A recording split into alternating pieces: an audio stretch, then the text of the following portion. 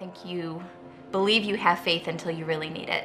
It's easy to sing worship songs like Spirit Lead Me, where my trust is without borders, until he's led you to that place. We sing that song with a whole different meaning right now. Mom kept coming in with these weird concerns, and in retrospect, I think she just knew that something was wrong.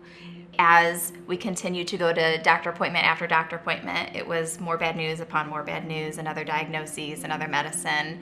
It was life-shattering for a moment. When I was about 11 years old, I was diagnosed with mixed connective tissue disease, which pretty much means that my body doesn't like me and it attacks my organs.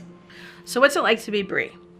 She wakes up, she has a headache, partly from her medication and partly because she lives dehydrated. It's stiff for her to walk around, it hurts. And then think about what Brie likes to do. She likes to sing. She pays for that, her voice becomes hoarse. Her lungs are tighter than yours and mine, so when she takes deep breaths to sing, it's stiff afterwards. She has a tightness in her chest. Her piano playing is lovely, but her hands hurt. She plays and it hurts. So this is my box of medicines. I take 14 to 24 pills. I see 3 to 8 doctor's appointments every week. Brie is just a fighter. She always has been. After the diagnosis, it didn't stop. Every day is a day of pain.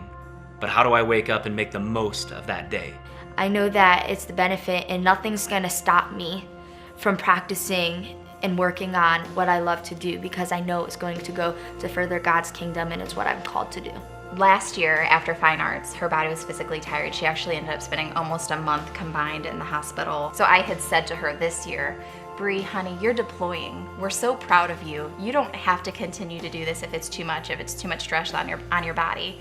And her words to me were, Mom, it's gonna make me a better minister. I need to learn to develop my gifts, and this is something that helps me. There's nothing else that I'm doing that's gonna give me these opportunities. I knew this is what you are called to do, even if it's gonna hurt my fingers. It's for Jesus, and knowing that, doing worship could potentially impact somebody's life, it's worth the pain in my fingers and worth maybe straining my voice the next day. I have seen her smile every single time I've seen her. And I've known her since 1. Even when she's in a lot of pain and she's not feeling well, but she always has a smile. I think she's an inspiration to a lot of people. She certainly inspires me. You can look at the mountain and say, man, this mountain's too large, or you can stand in front of that mountain and go, but my God's bigger.